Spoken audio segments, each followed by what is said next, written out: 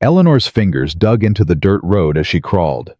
Blood dripped from her split lip onto the dust, mixing with tears she couldn't stop. 20 feet ahead, her stepmother stood in the doorway of the house that should have been hers, watching her struggle like she was watching a dying animal. "Miriam, please."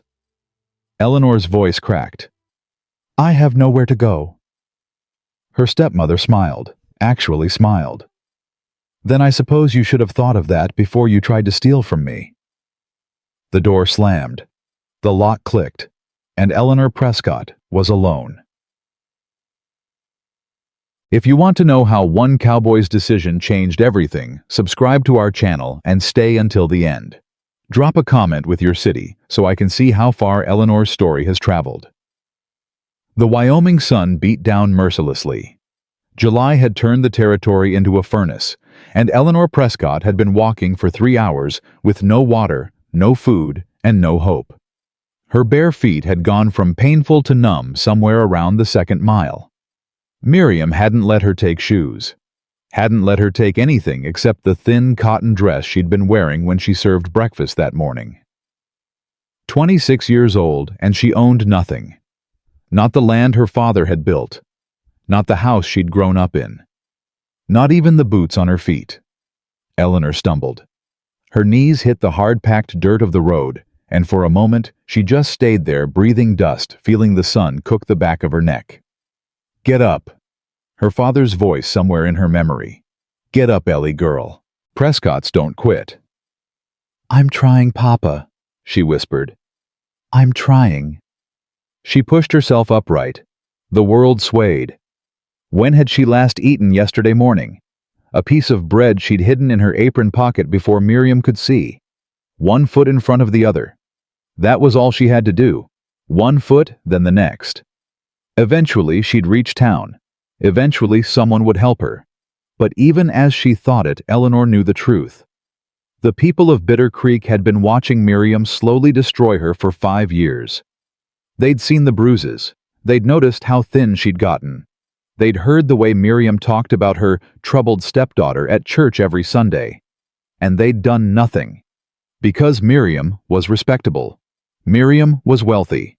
Miriam was the grieving widow who'd sacrificed everything to care for her dead husband's difficult child.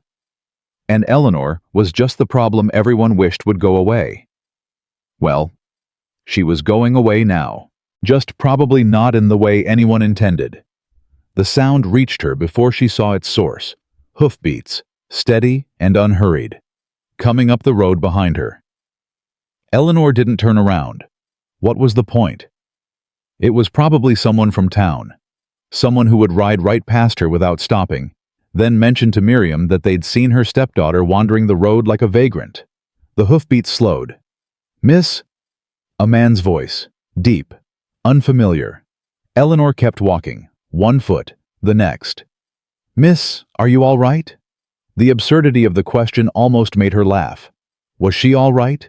She was barefoot, bleeding, half-starved, and walking toward a town full of people who would sooner spit on her than help her. She was magnificent. "Miss." The voice was closer now. "Miss, I need you to stop walking." Something in his tone made her pause. Not a command exactly. More like a request from someone who wasn't used to being ignored. Eleanor turned. The man on horseback was tall, broad-shouldered, wearing the dust of long travel. His hat was pulled low against the sun, shadowing most of his face, but she could see his eyes. Brown, warm, concerned. And she could see the scar. A pale line running from his left temple down across his cheekbone. Old, healed, but still there. "Ma'am." He tipped his hat, the gesture automatic. "You look like you could use some help." "I'm fine." "With respect, ma'am, you don't look fine." He dismounted in one fluid motion, landing in the dust beside his horse. "You look like you're about to fall down." "Then I'll fall down. It's not your concern." "It became my concern when I saw you." Eleanor stared at him. In 5 years, no one had said anything like that to her. No one had made her problems their own. No one had looked at her like she was worth stopping for.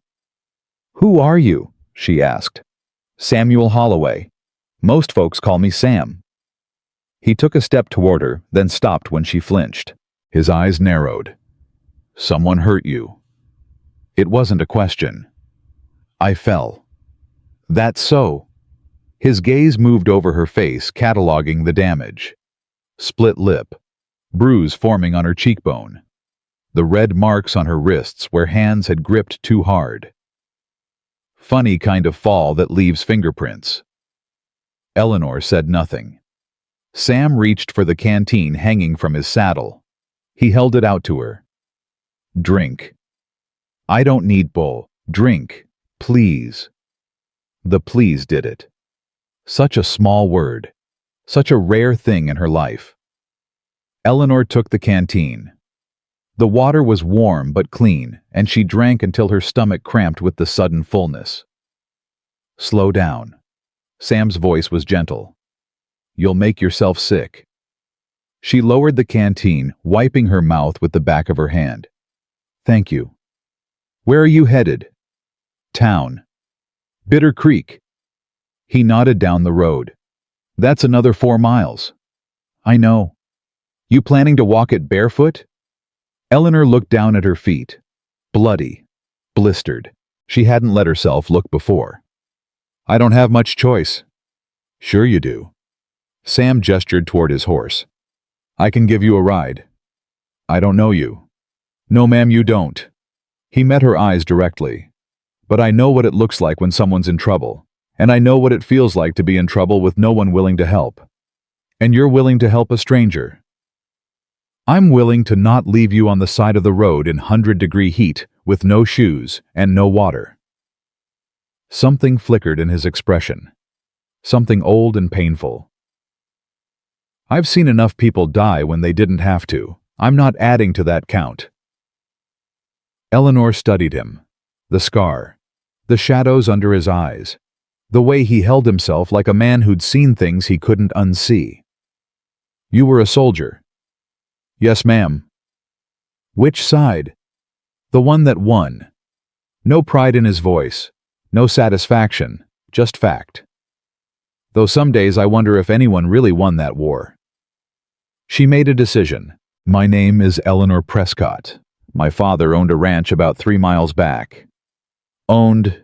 He died 5 years ago. Sam nodded slowly. And the woman who did that to your face, my stepmother. Eleanor heard herself say the words like they belonged to someone else. She threw me out this morning, said I stole from her. Did you? No. Eleanor's voice cracked. I took bread from my own father's kitchen, bread I baked with my own hands, and she called me a thief and threw me out with nothing. Sam was quiet for a long moment. Then he said, Get on the horse, Miss Prescott. I can't pay you. Did I ask for payment? No, but... Then get on the horse. We'll figure out the rest later.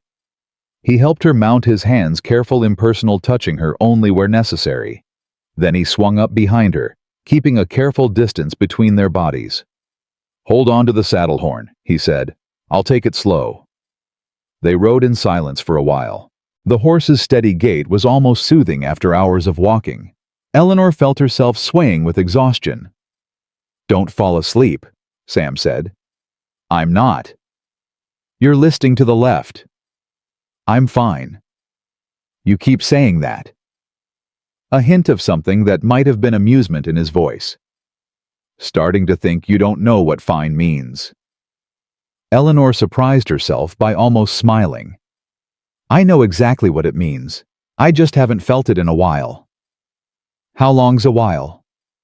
5 years. Sam was quiet again. When he spoke, his voice was different, softer. That's a long time to not be fine.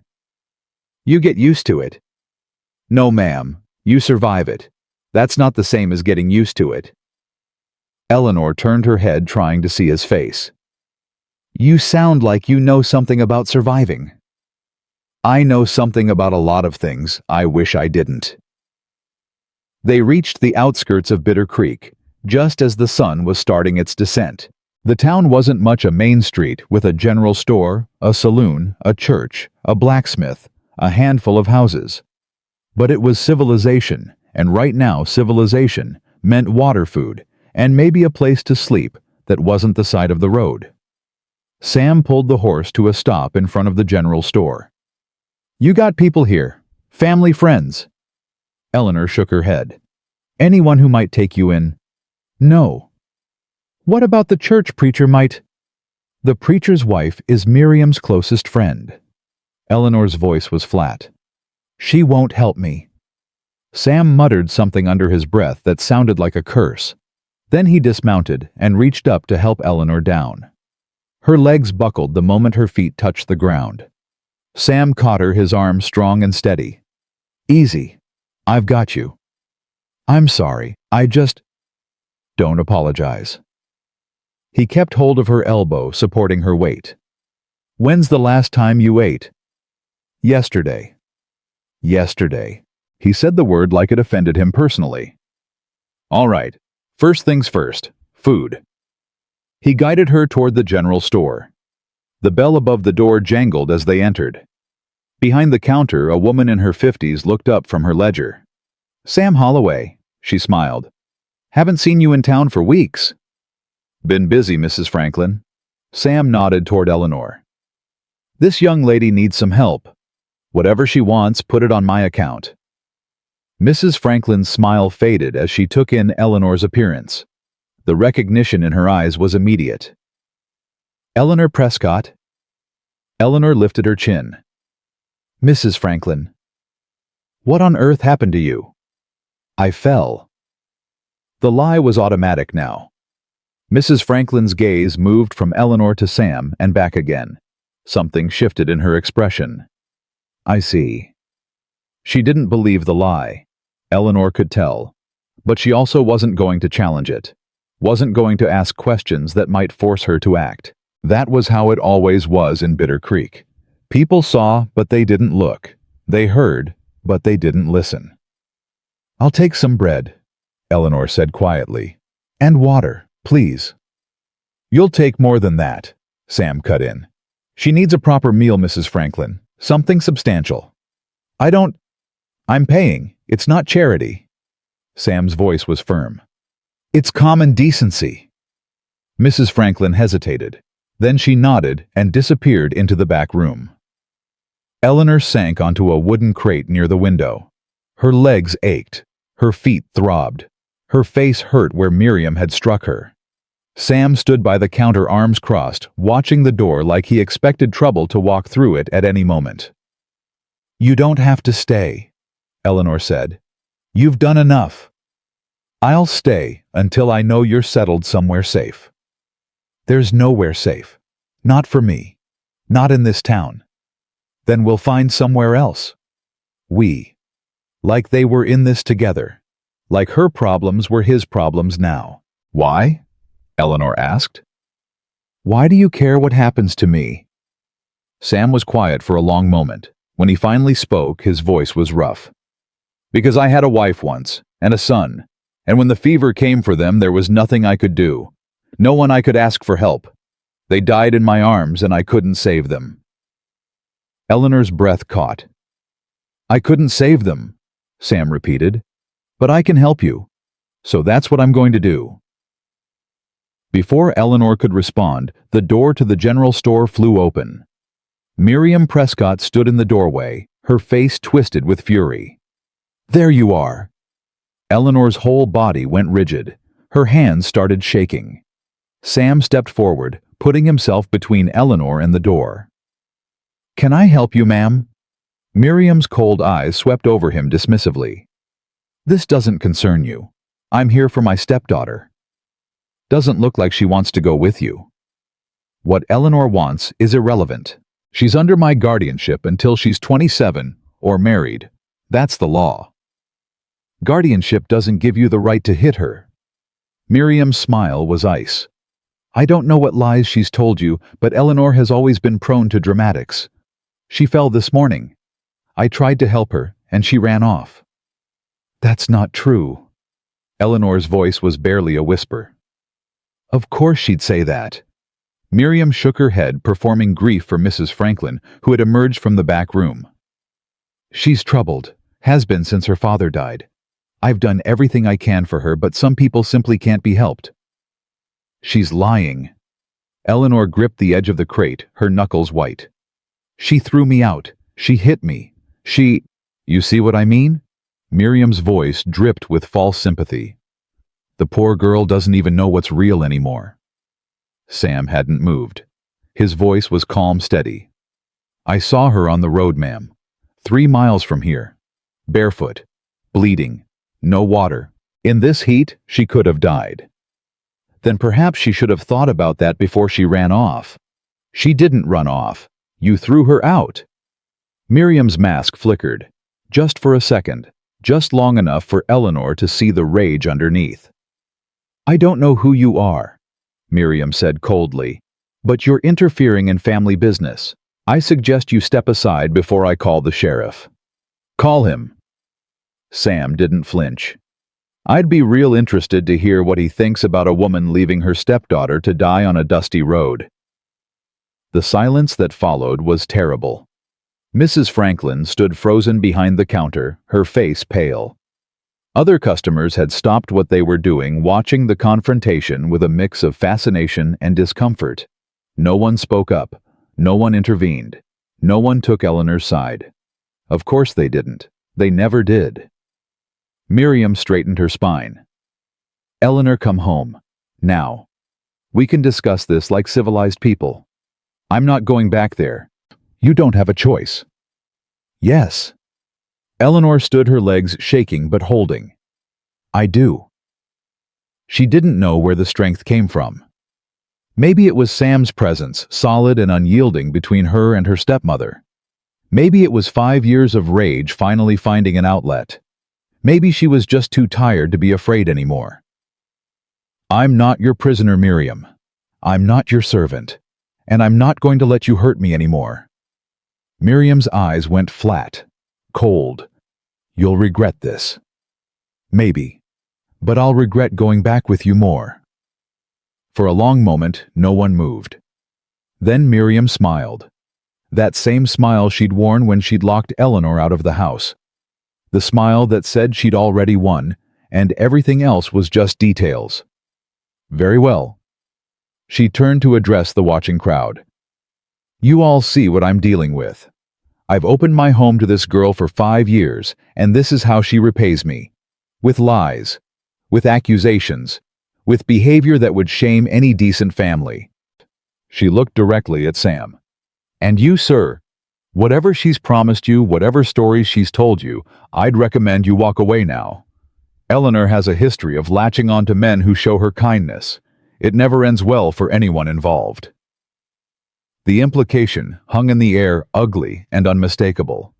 Eleanor felt the blood drain from her face. That's not... I never... Don't. Sam's voice was quiet but firm. Don't dignify that with a response. He turned to face the room. Every person in it. Mrs. Franklin behind the counter, the farmer by the feed bags, the young mother with her child.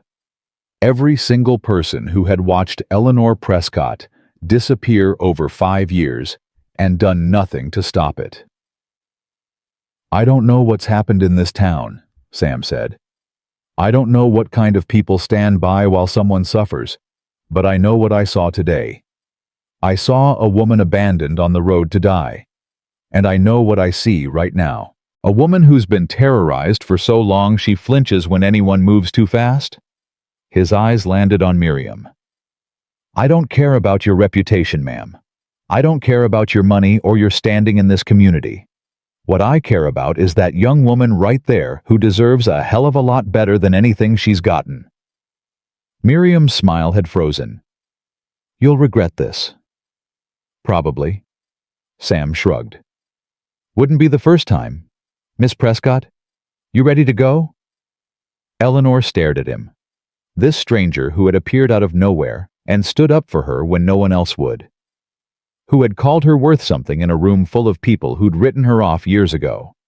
Where? She asked. My place. It's not much, but it's safe. You can stay as long as you need to figure out what comes next." Miriam laughed, sharp and brittle. "Oh, this is rich. You're going to take her home with you. And what will people say about that?" "I wonder.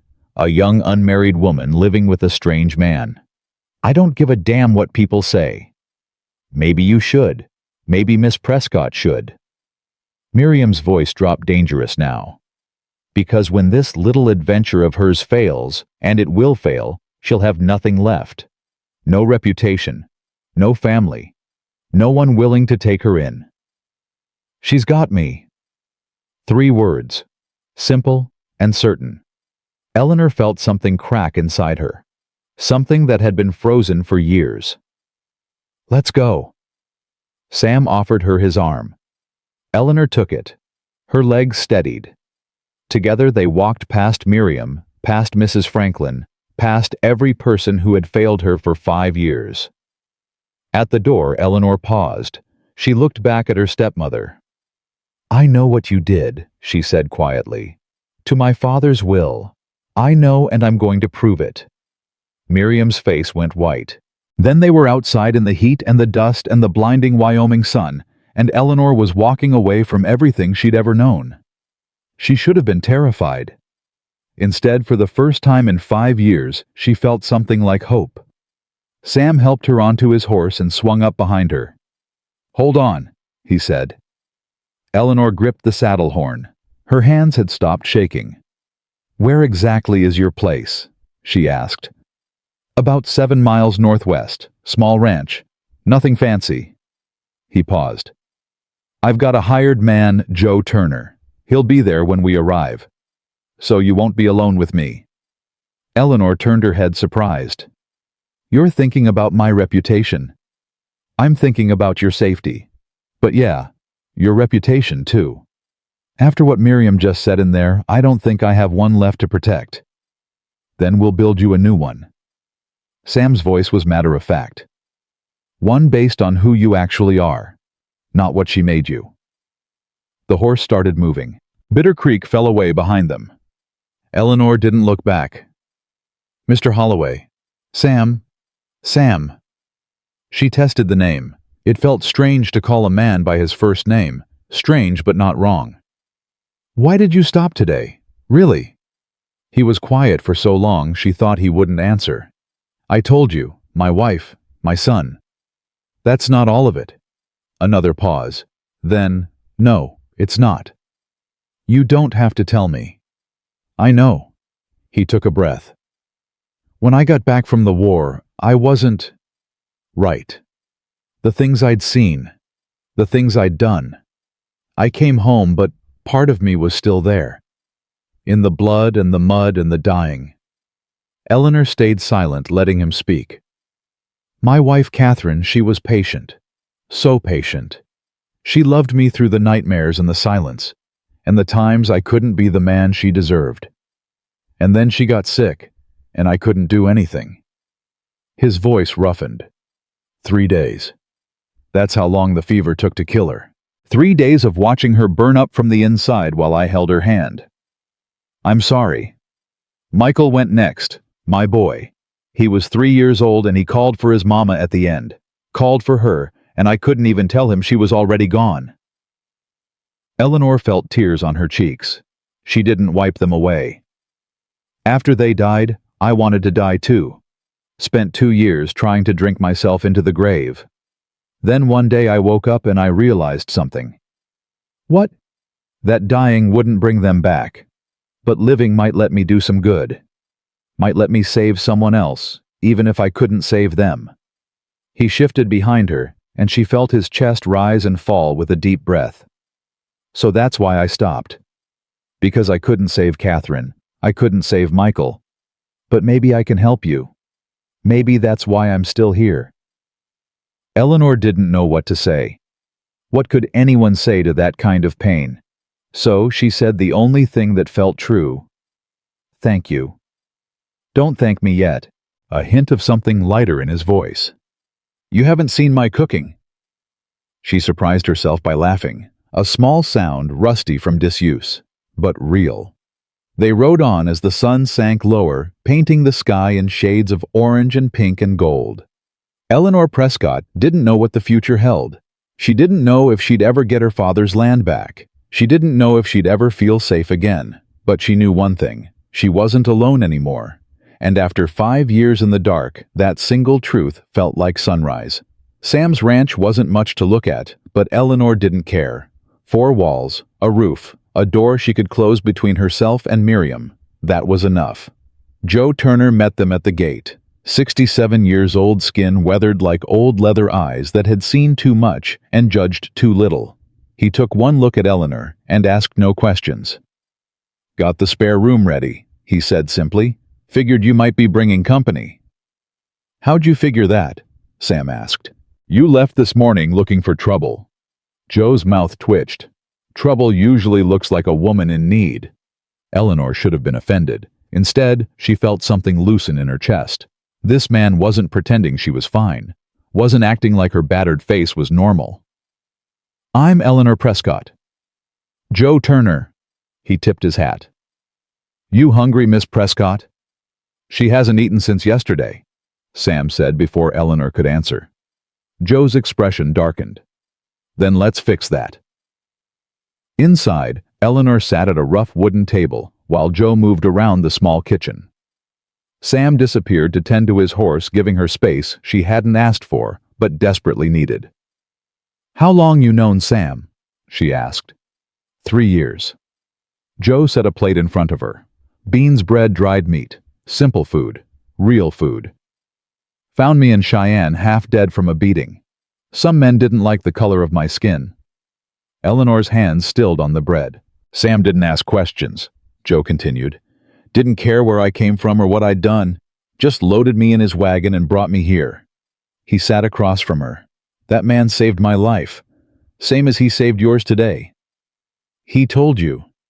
"Didn't have to. I know what running looks like. I've done enough of it." Eleanor took a bite. The bread was stale, the beans oversalted. It was the best meal she'd had in 5 years. "My stepmother." She started, then stopped. The words tangled in her throat. "You don't owe me explanations, Miss Prescott. You don't owe anyone anything." Joe's voice was gentle. "Whatever happened, you're here now. That's what matters." The kindness broke something in her. Tears spilled down her cheeks, hot and sudden. She couldn't stop them, couldn't even try. Joe didn't move, didn't touch her, just sat there solid and patient while she cried for the first time in years. When the tears finally stopped, Eleanor wiped her face with her sleeve. "I'm sorry." "Don't be." Joe pushed a cup of water toward her. "Tears ain't weakness. They're just the body's way of letting go of what it can't carry anymore." Sam came in, then pausing at the sight of Eleanor's tear-stained face. His jaw tightened, but he said nothing. Just pulled out a chair and sat down. "We need to talk about what happens next," he said quietly. "Your stepmother isn't going to let this go." "I know." "She'll come for you. Or send someone." "I know." Sam leaned forward. "What did you mean back there, about your father's will?" Eleanor's hands curled into fists. "My father left everything to me. The land, the house, the money. Everything. Miriam told me he changed it before he died. Made her my guardian until I turned 27 or got married. And you don't believe her?" "I believed her for 5 years." Eleanor's voice hardened. "But this morning, when she threw me out, she said something. She said, 'You'll never see a penny of what should be mine.'" "Well, not what is mine. What should be." Sam exchanged a look with Joe. "You think she forged the will," Sam said. "I think she's been lying since the day my father died. I think she's been stealing my inheritance and using it to live like a queen while I starved in my own home." "Can you prove it?" "Maybe." Eleanor took a breath. "My father's best friend, Dr. Henry Caldwell. He was there when the will was signed. If anyone knows what it really said, it's him." "Then we talked to Dr. Caldwell." "It's not that simple. He's old, he's careful, and Miriam has spent 5 years making sure everyone in town thinks I'm unstable." Eleanor's voice cracked. "Even if he believes me, even if he knows the truth, why would he risk his standing for someone everyone already thinks is crazy?" Sam was quiet for a moment. Then he stood. "Get some rest. We'll figure this out in the morning." Sam. "You've been through hell today, Eleanor. You're exhausted, you're hurt, and you're scared. None of that is going to help us think clearly." His voice softened. "Tomorrow, I promise, we'll make a plan." She wanted to argue, wanted to push forward, to fight, to do something other than sit and wait. But he was right. Her body was screaming for rest. Her mind was fog and fragments. "Okay," she whispered. "Tomorrow." Joe showed her to the spare room. Small, simple, clean. A narrow bed with worn blankets. A window that looked out over nothing but empty land. "You need anything, you holler," Joe said. "I'm in the cabin out back. Sam's in the main room." "Thank you, Joe." "Don't thank me yet." A ghost of a smile crossed his weathered face. "Sam's a good man, but he's stubborn as a mule and twice as ornery. You'll need patience." "I've had plenty of practice." Joe nodded and left, closing the door softly behind him. Eleanor sat on the edge of the bed. Her feet throbbed. Her face ached. Her whole body felt like it had been wrung out and hung to dry. But she was alive. She was safe. And for the first time in 5 years, she had someone fighting in her corner. Eleanor lay down and closed her eyes. Sleep came fast, heavy, dreamless. The sleep of the exhausted. The sleep of survivors. She woke to shouting. Eleanor bolted upright, heart pounding. The room was dark. Night had fallen while she slept. "Sam." Joe's voice urgent. "Sam Ryder's coming." Eleanor threw off the blankets and stumbled to the door. In the main room, Sam was already on his feet, pulling on his boots. "How many?" he asked.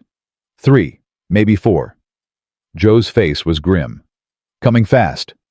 Get Eleanor to the root cellar. Keep her there until I give the all clear." "I'm not hiding." Eleanor's voice was stronger than she felt. Sam turned to her. "This isn't up for debate. You don't know what they want. Could be nothing. Could be your stepmother sent men to drag you back." His eyes were hard. "I'm not taking that chance. And if it's trouble, you and Joe against 4 men. We've faced worse odds. Sam. Eleanor." He crossed the room in 2 strides, stopping just in front of her. "I didn't pull you off that road to watch you get hurt again. Please, just this once, let me protect you." Something in his voice made her stop fighting. "Fine," she said. "But if I hear gunshots, I'm coming out." "Fair enough." He turned to Joe. "Go." Joe led her through the kitchen and out the back door. The night air was cool against her skin, a relief after the day's heat. The root cellar was 50 feet from the house, hidden beneath a wooden door covered in dirt and scrub grass. "In you go," Joe said, lifting the door. Eleanor climbed down the ladder into darkness. The cellar smelled of earth and old vegetables. Joe followed, pulling the door shut above them. "Now we wait," he said. The silence was terrible. Eleanor strained to hear anything: voices, hoofbeats, gunshots. Nothing. Just the pounding of her own heart. "Joe," she whispered. "What if—" "Shh." Footsteps. Heavy boots on packed earth. Coming closer. Eleanor held her breath. The footsteps stopped. Right above them. Holloway. A man's voice, rough and demanding. "We know she's here." Sam's voice, calm and steady. "Who's asking?" "Name's Garrett Cole. I'm the deputy sheriff. Got a warrant for Eleanor Prescott." Eleanor's blood turned to ice. "Warrant for what?" Sam asked. "Theft. Mrs. Prescott says her stepdaughter stole jewelry and money before she ran off. Valuable stuff." "That's a lie." "Maybe. Maybe not. Either way, I got orders to bring her in." "You got proof she stole anything?" "Got Mrs. Prescott's sworn statement. That's enough for Judge Harmon." "Judge Harmon is Miriam's cousin." A pause. Then Cole's voice harder now. That's a serious accusation, Holloway. It's a serious situation. You're trying to arrest an innocent woman on the word of the person who beat her bloody this morning. That's not what Mrs. Prescott says. No, I imagine it's not. Another pause. Longer this time. Look, Cole said finally. I'm just doing my job. If the girl's innocent, she can prove it in court. In front of Judge Harmon, with Miriam Prescott as the only witness. Sam's laugh was bitter. You know as well as I do what kind of trial that would be. I got my orders. And I'm telling you she's not here. Then you won't mind if we search the property. I'd mind a lot, actually. You got a warrant for that, too. Silence. Didn't think so. Sam's voice dropped. Go back to town, Cole. Tell Mrs. Prescott her games won't work here. This isn't over, Holloway. No, I don't suppose it is. Hoofbeats, retreating. Eleanor let out a breath she hadn't known she was holding. Stay here, Joe whispered. Just a little longer. Minutes passed. 5, 10, an eternity. Then the cellar door opened. Sam's face appeared silhouetted against the stars. They're gone. Eleanor climbed out, her legs shaking. A warrant. She filed charges against me. She's playing her hand. Sam helped her up. Trying to force you out of hiding. It's working. Eleanor's voice cracked. Sam, if they arrest me. They're not going to arrest you. You can't know that. I know I'm not going to let it happen. How? You heard Cole. He's got orders. He'll be back, and next time he might bring more men. Sam's jaw tightened. Then we need to move faster than I thought. They went back inside. Joe put on coffee while Sam paced his boots, marking a steady rhythm on the wooden floor. We go to Dr. Caldwell tomorrow, Sam said. First thing, get his testimony about the will. And if Miriam gets to him first, she won't. Sam stopped pacing. I'll ride out at dawn. You and Joe stay here. No. Eleanor, I'm not sitting here waiting while you fight my battles. This is my life, my father's legacy. I need to be there. You show your face in town, Cole will arrest you on sight. Then I won't show my face in town. Dr. Caldwell's office is on the edge. We can get there without going through Main Street. Sam stared at her. She stared back. You're as stubborn as Joe said, he muttered. Probably worse. Something flickered in his expression. Frustration, maybe, but also respect. Fine, we both go. But you stay close to me, and if things go wrong, you run. No arguments. No arguments. Joe handed them both cups of coffee. You two might want to get some sleep. Dawn's only a few hours off. Neither of them moved. Sam, Eleanor said quietly. Thank you for standing up to Cole. You didn't have to do that. Yes, I did. You could have handed me over. Would have been easier. Easier isn't the same as right.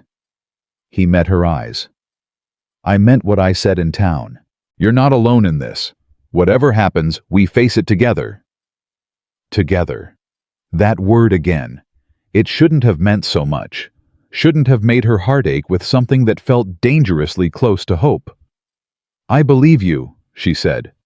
Good. He drained his coffee. Now get some rest.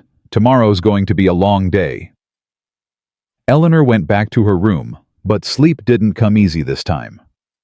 She lay awake, staring at the ceiling, thinking about everything that had happened. Everything that was coming. Miriam had played her opening move. Filed false charges. Tried to make Eleanor a criminal. But Eleanor had a move of her own. And tomorrow, she was going to make it. Dawn broke hot and red. Eleanor dressed in the same dusty dress she'd been wearing since yesterday. She had nothing else, and met Sam and Joe in the kitchen. Eat something, Joe ordered, pushing a plate toward her. You can't fight on an empty stomach. She forced down some bread and dried meat, her stomach churning with nerves. Joe, you stay here, Sam said. Keep an eye out for Cole and his men. If they come back, fire 2 shots. We'll hear it. Joe nodded. Watch yourselves. The ride to Dr. Caldwell's was tense. Eleanor kept expecting riders to appear on the horizon, badges glinting in the sun. But the road stayed empty. Dr. Caldwell's office was a small building at the edge of Bitter Creek, far enough from Main Street that they could approach without being seen. Sam tied his horse behind the building out of sight. "Let me do the talking at first," he said. "Caldwell knows me. Might help." Eleanor nodded. They went around to the front door. Sam knocked. Nothing. He knocked again. "Dr. Caldwell, it's Sam Holloway." Footsteps inside, slow, shuffling. The door opened a crack. "Sam." Dr. Caldwell's face appeared in the gap. 70 years old, white-haired, with eyes that had seen too much death. "What are you doing here?" "Need to talk to you, Doc. It's important." Caldwell's gaze shifted to Eleanor. Recognition flickered, then fear. "Miss Prescott." "Dr. Caldwell." "I heard what happened, the charges." He shook his head. "I'm sorry, but I can't get involved." "Please." Eleanor stepped forward. "You were my father's closest friend. You know he wouldn't have wanted this." "What your father wanted doesn't matter anymore. He's dead and the law is the law." "The law is being manipulated by a woman who beat me bloody and left me to die on the road." Eleanor's voice shook. "You know Miriam. You know what she is." Caldwell's face tightened. "Even if that's true."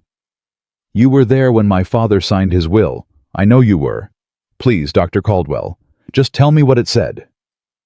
A long pause. Caldwell's hand trembled on the door. "If I tell you," he said slowly, "there's no going back, for any of us." "I know." Another pause. Then Caldwell stepped back, opening the door wider. "Come in, quickly before someone sees." Inside the office smelled of antiseptic and old paper. Caldwell led them to a back room away from the windows. "I was there when George signed the will," he said, his voice low. 3 days before he died. He was weak, but his mind was clear. He knew exactly what he wanted. "And what was that?" Caldwell looked at her. "Everything to you, Miss Prescott. The land, the house, the money. All of it. No conditions. No guardianship." Eleanor's knees went weak. Sam's hand found her elbow, steadying her. "He never changed it?" she asked. "Not while I was there. And I was with him until the end." Caldwell's voice hardened. "Whatever will Miriam presented to the court, it's not the one your father signed." "Can you testify to that?" "I can." He paused. "But my testimony alone won't be enough. Miriam is cunning. She'll claim I'm senile, claim I'm mistaken. We need the original will." "Miriam has it." "Then we need to get it from her." Sam spoke for the first time. "Any idea where she keeps important documents?" "George always kept his papers in the study, locked cabinet 3rd drawer." Caldwell's eyes met Eleanor's. "I helped him file things there when he was too sick to do it himself." "The study." Eleanor's throat tightened. "She never lets anyone in there, keeps it locked." "Then we'll unlock it," Sam said. "How?" "That's what we need to figure out." Sam turned to Caldwell. "Doc, is there anyone else who might have seen the original will? Anyone else who could testify?" Caldwell thought. Martha Wilson was George's housekeeper before he died. She might have seen something. But she left town right after the funeral. Said she couldn't stand working for Miriam. "Any idea where she went?" "Cheyenne, last I heard." "That's 2 days' ride. It's also our best chance." Caldwell's voice was urgent. "Eleanor, if Martha saw anything, if she can confirm what I know, that's 2 witnesses against Miriam. That's enough to force a proper investigation. And while we're riding to Cheyenne, Miriam is here, getting stronger, building her case." Eleanor shook her head. "We don't have time for that." Then we split up. Sam's voice was calm. "I ride to Cheyenne. Find Martha. You stay here with Joe." "No." "Eleanor." I said no. She faced him. "If you leave, I'm unprotected. Cole knows where I am. He'll come back with more men, and Joe can't fight them all off alone." "So what do you suggest?" Eleanor's mind raced. There had to be another way. Something faster. Something... The church social. The words came out before she'd fully formed the thought. What? There's a church social every Saturday. The whole town attends, including Miriam. Eleanor's heart was pounding now. Her house will be empty. Sam stared at her. You want to break into her house? I want to get what's mine. That's a crime, if you're caught. If I'm caught, I'm no worse off than I am now. Miriam's already filed charges against me. What's one more? She's got a point, Caldwell said reluctantly. Sam looked between them. This is insane. This is survival. Eleanor stepped closer to him. Sam, please. You said we'd face this together. This is how we face it. Not by running to Cheyenne and hoping for the best. By taking back what Miriam stole.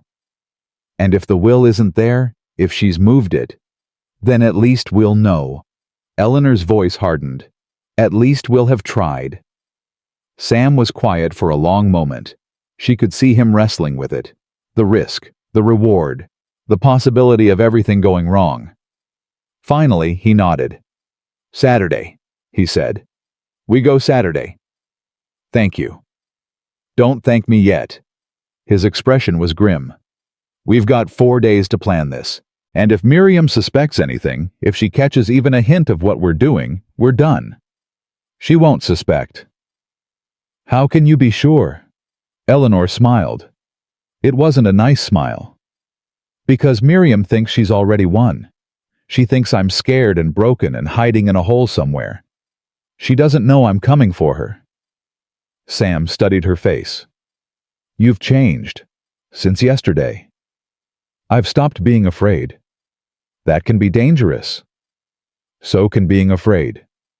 Eleanor met his eyes. I've been afraid for 5 years, Sam. It didn't protect me. It just made me smaller. Made me easier to hurt. And now? Now I'm done being small. Done being easy. Her chin lifted. Now I fight. Sam held her gaze for a long moment. Then something shifted in his expression. Not quite a smile, but close. All right, Miss Prescott, he said. Let's go to war. They left Dr. Caldwell's with a plan forming fragile but real. 4 days. That's all they had. 4 days to prepare. 4 days to wait. 4 days until Eleanor Prescott stopped running and started fighting back. The ride back to Sam's ranch was quiet. Eleanor's mind was racing, turning over possibilities, searching for holes in their plan. You're thinking too loud, Sam said. Someone has to. What's worrying you? Everything. She paused. Nothing specific. Just, this is real, isn't it? We're actually doing this. Having second thoughts? No. And she wasn't. Not really. I'm just realizing that after Saturday nothing will ever be the same. Either I get my father's will and prove Miriam is a fraud, or I get caught and lose everything. You've already lost everything. Not everything. Eleanor looked at him. I've got you, Joe, Dr. Caldwell, more than I had yesterday. That's not much. It's more than nothing. They reached the ranch as the sun was climbing toward noon. Joe met them at the gate, his face tense. Any trouble? Sam asked. Not here. Joe's voice was tight. But I rode into the edge of town to check on things. Heard some news. What news? Miriam's offering a reward, $500 for anyone who brings Eleanor in. Eleanor's stomach dropped. 500. Sam's voice was flat. That's more than most men make in a year. She's serious, Joe said. People are talking. Some of them are looking. Let them look. Sam dismounted and helped Eleanor down. We've got 4 days. We stick to the plan. 4 days is a long time when everyone's hunting for one woman. Then we keep her hidden. Sam's jaw was set. No one comes in. No one goes out. We wait. 4 days. Eleanor had survived 5 years of Miriam's abuse. She could survive 4 more days. She had to. The 4 days crawled by like wounded animals. Eleanor spent most of her time in the house, away from windows, away from roads, away from anyone who might see her and think of $500. She helped Joe in the kitchen. She mended clothes with a borrowed needle. She tried not to go mad from waiting. Sam came and went, checking the perimeter, watching for riders. Every time he left, Eleanor's chest tightened. Every time he came back, she breathed again. On the third night, she found him sitting on the porch, staring at nothing. "Can't sleep?" she asked. "Could ask you the same." Eleanor sat beside him, leaving space between them. "Thinking about Saturday?" "Me too." "Scared?" "Terrified." He said it simply, like it was nothing to admit. Yes." She pulled her knees to her chest. "But I'm more scared of not trying, of spending the rest of my life wondering what would have happened if I'd been brave enough." Sam turned to look at her. "You're already brave, Eleanor. You've been brave for 5 years. That wasn't brave. That was surviving." "Same thing sometimes." They sat in silence for a while. The night was warm, heavy with summer. Somewhere in the darkness an owl called. "Sam," Eleanor said quietly, "what happens after Saturday if we succeed? You get your land back, your money, your life. And you—" He was quiet for a long moment. "What do you mean?" "I mean, what happens to you to this?" She gestured vaguely at the space between them. "You've risked everything for me. Your reputation, your safety, maybe your life. What do you get out of it?" Sam's jaw tightened. "I'm not doing this to get something." "I know. That's not what I'm asking." Eleanor turned to face him. "I'm asking what you want. After all this is over, what do you want?" The question hung between them, heavy and dangerous. "I want—" Sam stopped, started again. "I want to stop running from the past. I want to build something that matters. I want to wake up one morning and not feel like I'm just waiting to die." "That's not an answer." "It's the only one I've got." Eleanor reached out. Her fingers brushed his hand, light as a whisper. He didn't pull away. "When this is over," she said, "I'm going to have a lot of rebuilding to do. A lot of figuring out who I am without Miriam controlling everything." She paused. "I could use someone to help with that. Someone I trust." Sam's hand turned over. His fingers laced through hers. "You trust me?" "I shouldn't. I've known you less than a week." She squeezed his hand. "But yes, I trust you." "Eleanor." "You don't have to say anything." She stood, releasing his hand. "I just wanted you to know. Whatever happens Saturday, you've given me something I thought I'd never have again." "What's that?" She looked down at him. "Hope." Then she went inside, leaving him alone with the night. Saturday morning arrived like a held breath finally released. Eleanor dressed in clothes Joe had borrowed from a neighboring ranch. Men's clothes too big for her, but they would help her blend in. Her hair was tucked under a hat. From a distance, she could pass for a young ranch hand. "Remember the plan?"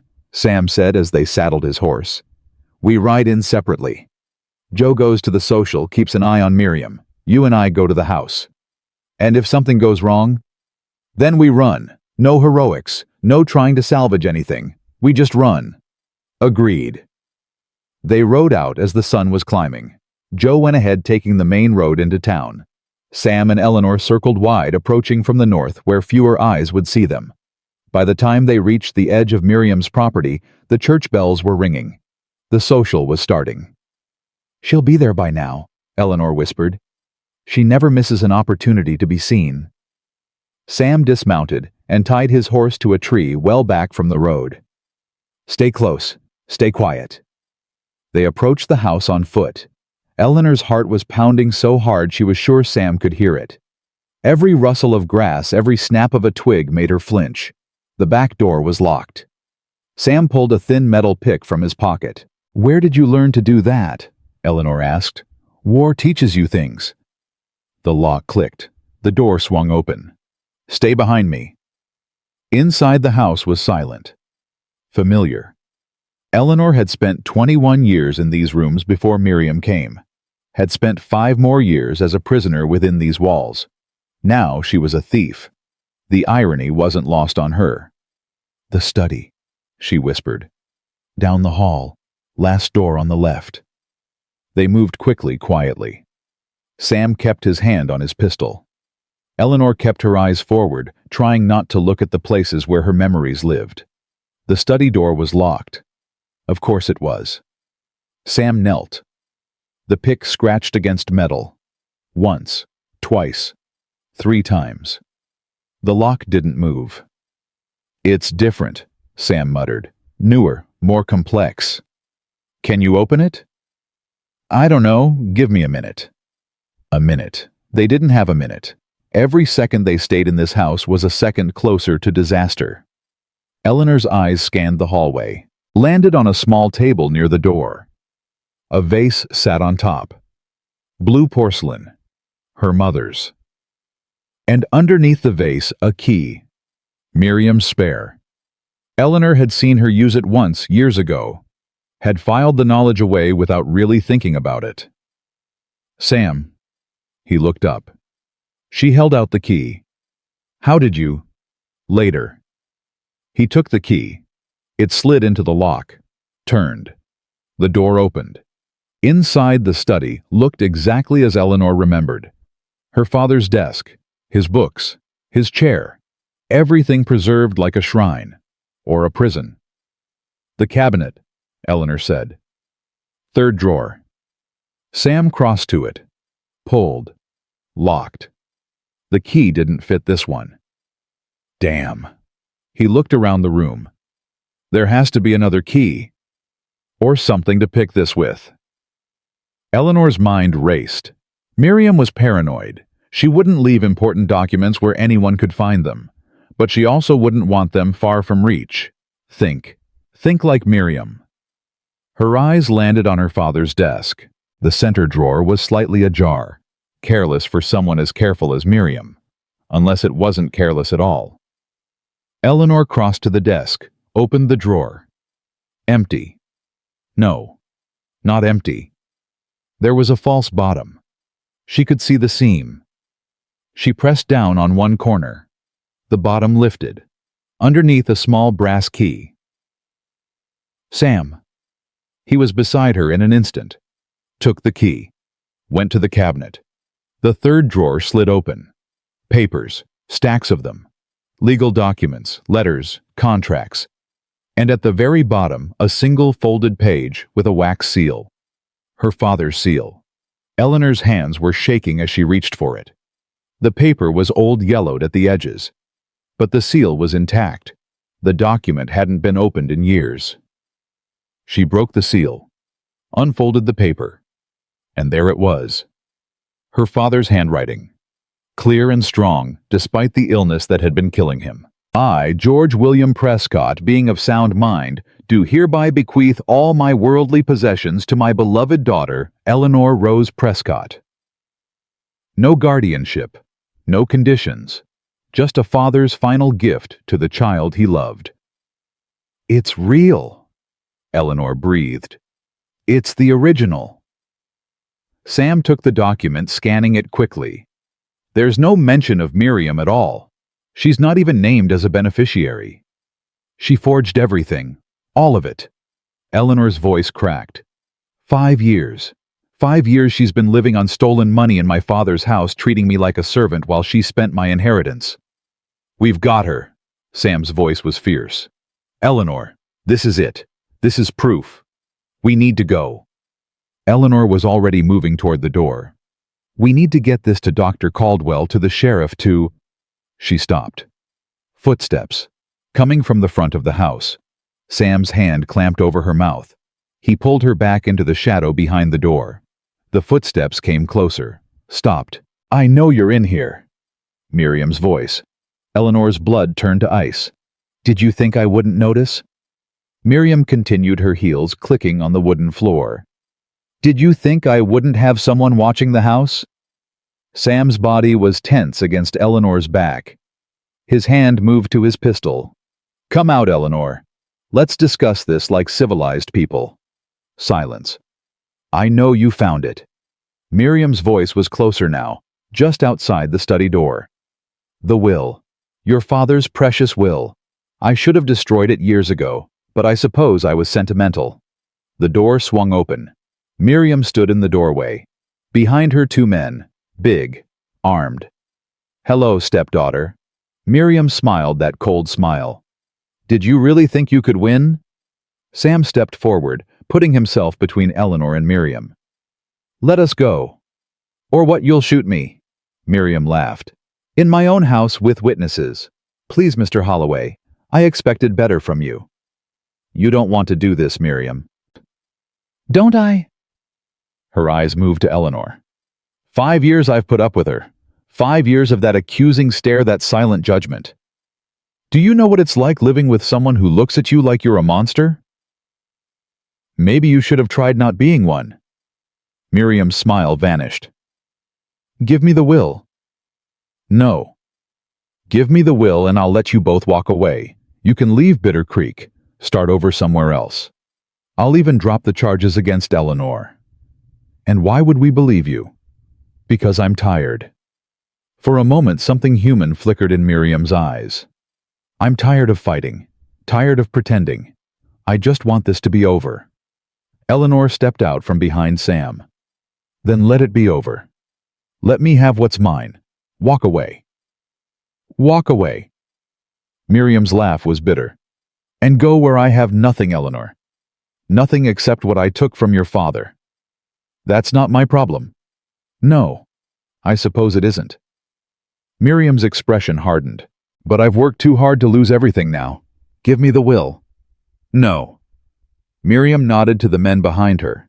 They moved forward. Sam drew his pistol. "Don't." The men stopped, but they didn't retreat. "It's 2 against 2, Miriam said. "And my men are professionals. Are you really willing to die for a piece of paper?" "It's not about the paper." Sam's voice was steady. "It's about what's right." "Right." Miriam laughed again. "There is no right. There's only winning and losing. I learned that a long time ago." "Then you learned wrong." A gunshot. Not from Sam. Not from Miriam's men. From outside. 2 shots. Close together. Joe's signal. Riders coming. Miriam's head whipped toward the sound. Her men hesitated, uncertain. Sam grabbed Eleanor's hand. "Run!" They bolted. Not through the front door, through the window behind the desk. Sam smashed through the glass, pulling Eleanor after him. Shards bit into her arms, her face. She didn't care. She didn't stop. Behind them, Miriam screamed orders. Her men scrambled to follow. Sam and Eleanor ran, across the yard, through the trees, toward where the horse was tied.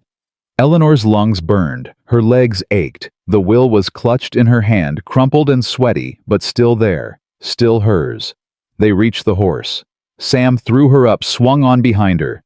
"Go!" he shouted. The horse lunged forward. Behind them, hoofbeats, gaining.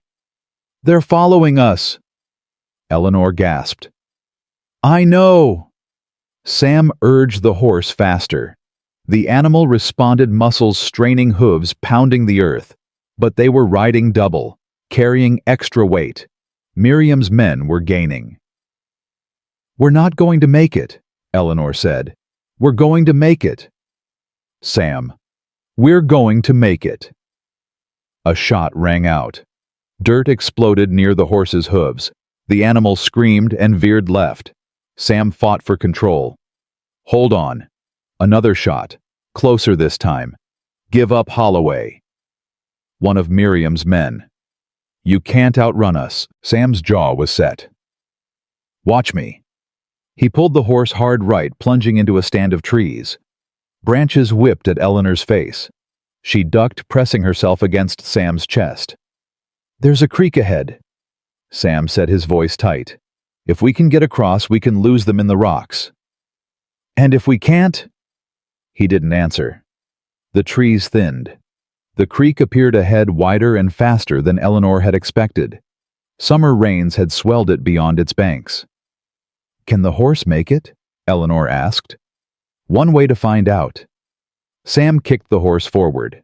The animal hesitated at the water's edge, then plunged in. The current caught them immediately. Cold water surged around Eleanor's legs, her waist. The horse struggled, fighting to keep its footing on the slippery rocks. "Come on," Sam muttered. "Come on, come on!" They were halfway across when Eleanor heard it, splashing behind them. She looked back. One of Miriam's men had followed them into the water. His horse was bigger, stronger. He was gaining. "Sam?" "I see him." The far bank was close. 20 feet. 15. 10.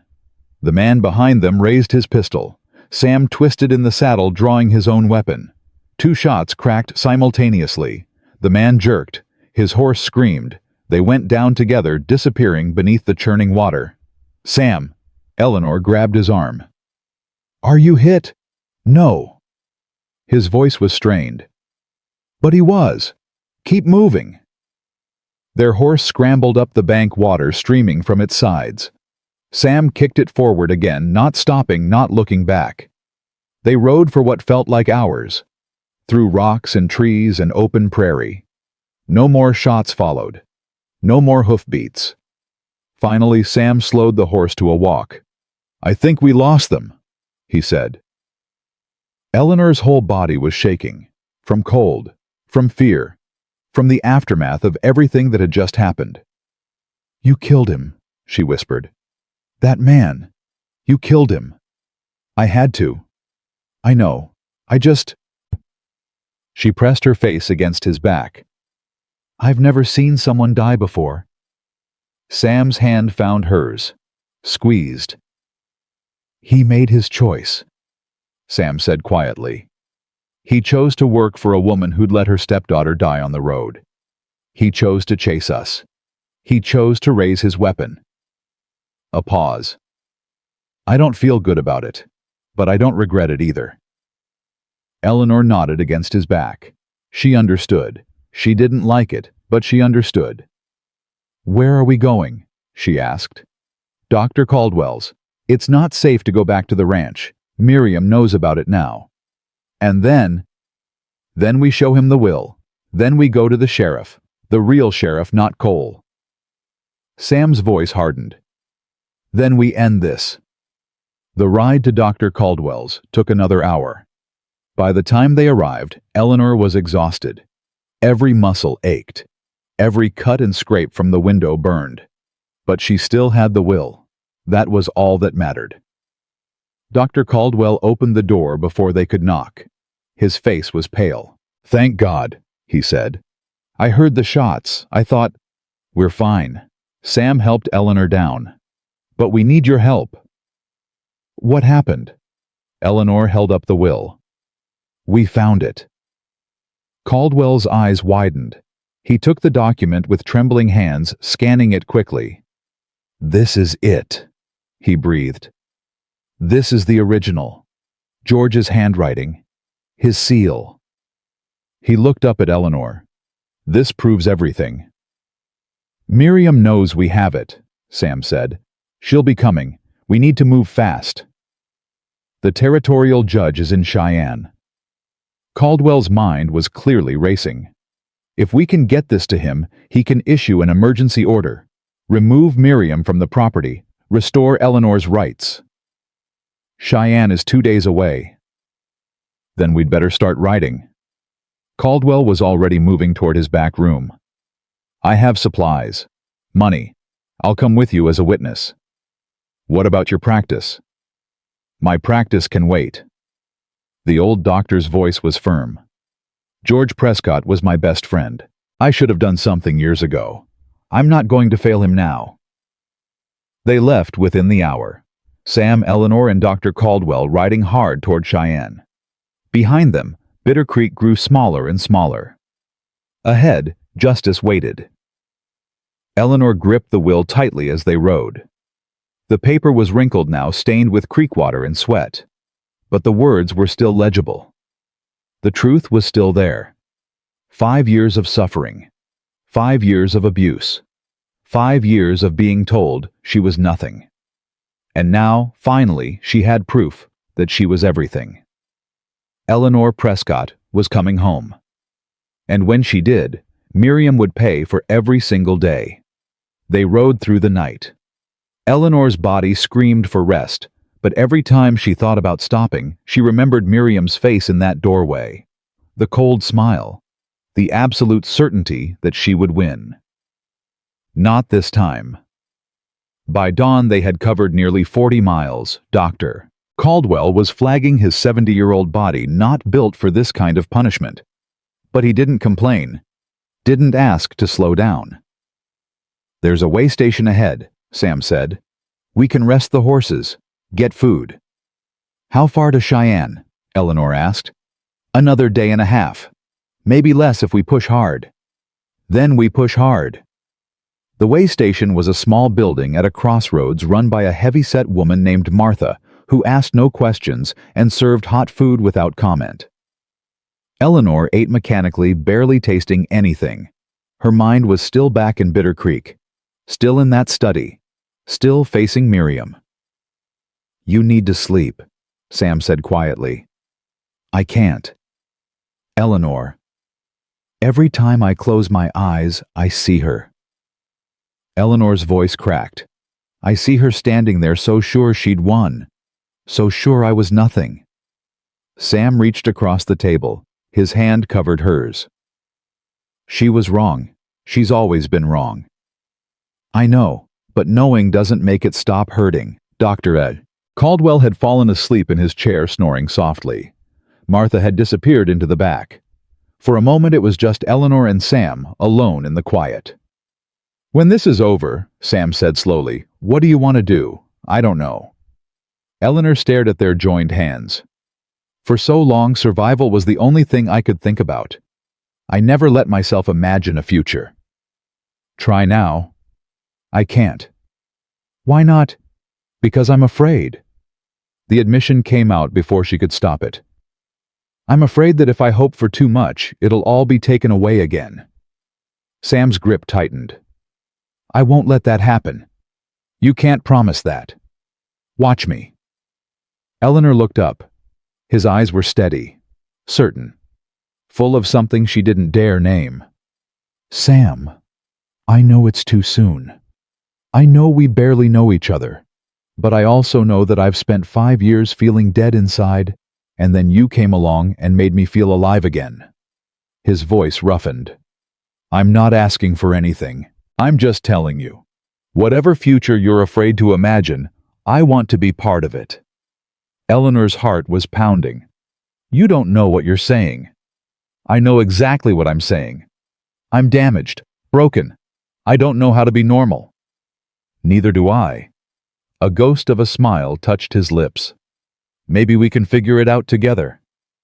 Before Eleanor could respond, the door burst open. 3 men, armed, dusty from hard riding. "That's her." One of them pointed at Eleanor. "That's the woman. $500, boys." Sam was on his feet in an instant, his chair crashing backward. "Stay back." "Easy, friend." The leader of the group held up his hands, but his smile was predatory. "We don't want trouble. Just the girl and the reward. She's not going anywhere." "That's so." The man's hand drifted toward his holster. "There's 3 of us and 1 of you. You really want to do the math?" "I can do math just fine." Sam's voice was ice. "First one to draw dies. Second one probably does too. Third might get lucky. Any of you feeling lucky today?" The men exchanged glances. "Look," the leader said, "we're just trying to make a living. Nothing personal." "Then turn around. Walk away. Find another way to make your living." "Can't do that. $500 is $500. And a bullet is a bullet." Silence. Tension, thick enough to cut. Eleanor's hand found the knife on the table. Martha had been cutting bread with it. The blade was dull, but it was better than nothing. Dr. Caldwell was awake now, his eyes wide, but his mouth shut. Last chance, Sam said. Leave now, and nobody gets hurt. The leader's smile faded. You're making a mistake, friend. Wouldn't be the first time. The man's hand moved. Sam drew. The shot was deafening in the small space. The leader staggered back, clutching his shoulder, his unfired pistol clattering to the floor. The other two men froze. Anyone else? Sam asked quietly. They ran. The leader stumbled after them, blood streaming between his fingers, cursing with every breath. Sam didn't lower his weapon until the hoofbeats faded into the distance. We need to go, he said. Now. They'll be back with more men. I'll get the horses, Dr. Caldwell said, already moving. Eleanor stood frozen, the knife still clutched in her hand. Eleanor. She looked at Sam. You okay? No. She dropped the knife. It clattered against the table. But I will be. They rode out within minutes. Martha watched them go from the doorway, her face unreadable. She'll talk, Dr. Caldwell said as they galloped away. Tell anyone who asks which way we went. Can't be helped, Sam replied. We just need to stay ahead of them. They pushed harder than before. The horses labored beneath them, foam flecking their sides. But they kept going. Mile after mile, hour after hour. By nightfall, they had crossed into Wyoming proper. Cheyenne was less than half a day's ride ahead.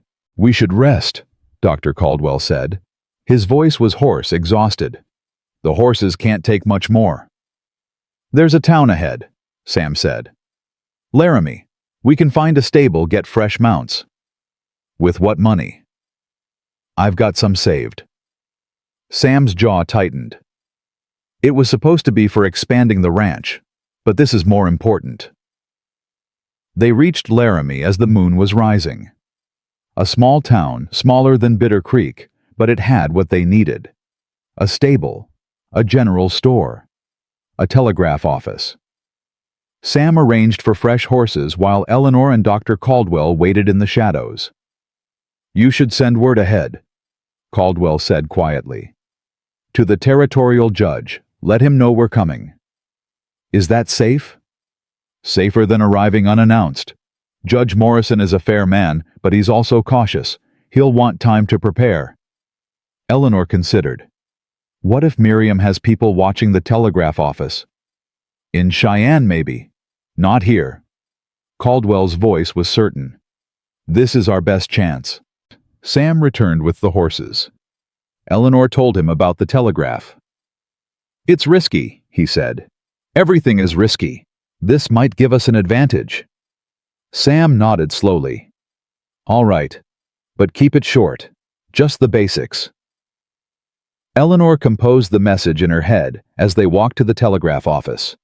The operator was a young man barely out of his teens, half asleep at his desk. Need to send a message to Cheyenne, Eleanor said. Judge William Morrison. The operator yawned. Go ahead. Arriving tomorrow with evidence of fraud and forgery. Request immediate hearing. George Prescott Estate. Signed Dr. Henry Caldwell. The operator tapped out the message, collected his fee, and went back to dozing. They left quickly, mounting the fresh horses and riding out before anyone could take notice. How long until Morrison gets the message? Eleanor asked. Morning, probably, Caldwell said. He'll have time to prepare. And so will Miriam if she has spies. We'll just have to be faster.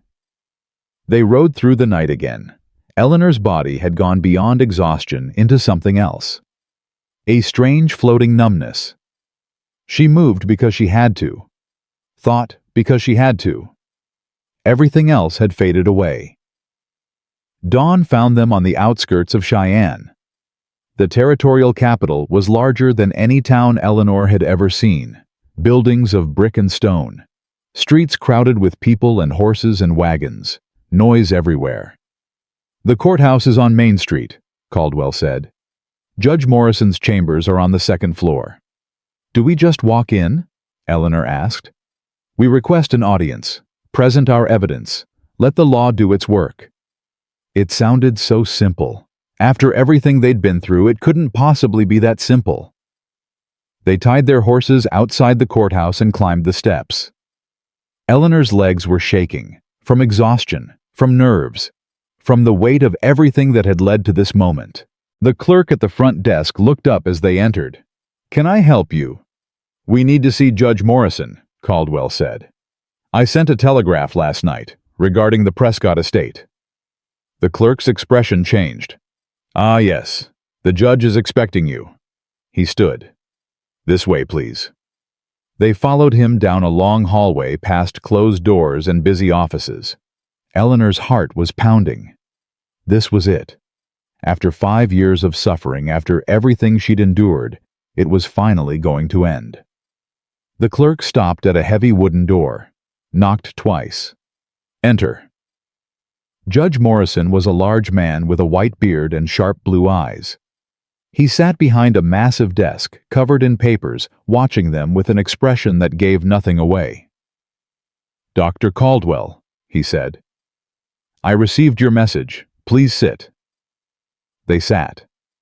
Eleanor clutched the will in her hands, the paper soft and worn from days of handling. "I understand you have evidence of fraud," Morrison said. "We do, Your Honor." Caldwell gestured to Eleanor.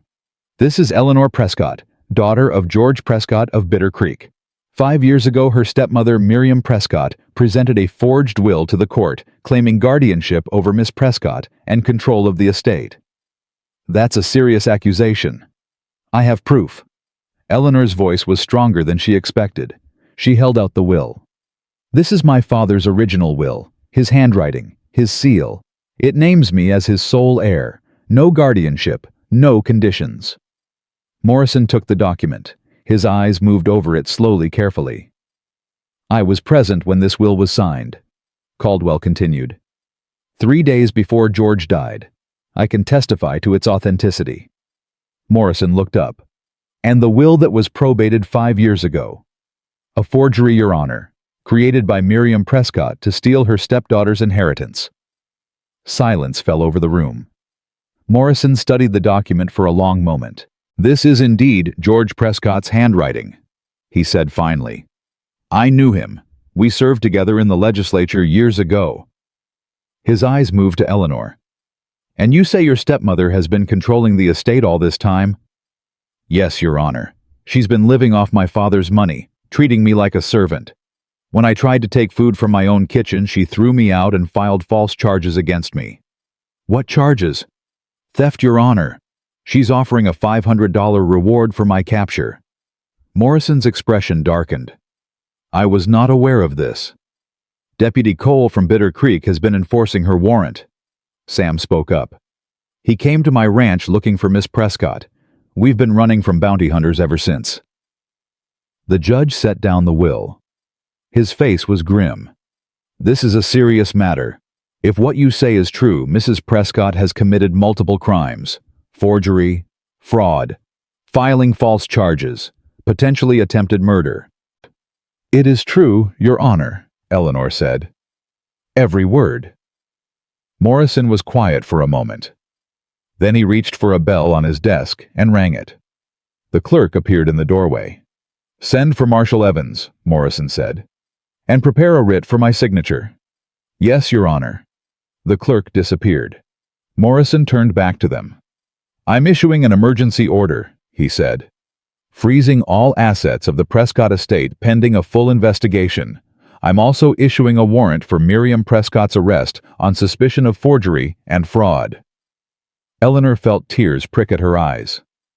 "Thank you, Your Honor." "Don't thank me yet, Miss Prescott. This is just the beginning. There will be a formal hearing. You'll need to testify.